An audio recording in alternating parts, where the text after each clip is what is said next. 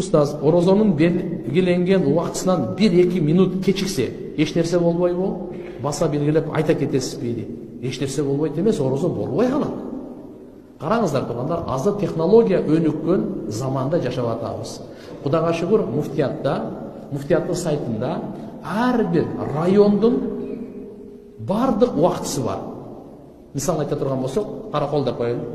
Мейли, же болбосо Алай дейли, же болбосо Атбашы дейли, же болбосо Талас, же болбосо Оте, Баттен, Лейлек дейли. Бардыгына алхамдулилля таң качан атат, ошол саатта карайбыз. Сиз азыр кайердесиз? Бишкектесизби? Болду. Бишкектин сааты боюнча канчада оз жагыш керек? 5 минут мурда эң жакшысы рисковать этпей жаап коюңуз. А эгерде ошол 1 минут ровно жапсаңыз деле боло берет. Ошол убакыт келишектичи. А бирок андан кийин 1-2 минут ашып кетсе, анда болбой калат орозо. Бүттү, анда орозо бүттү.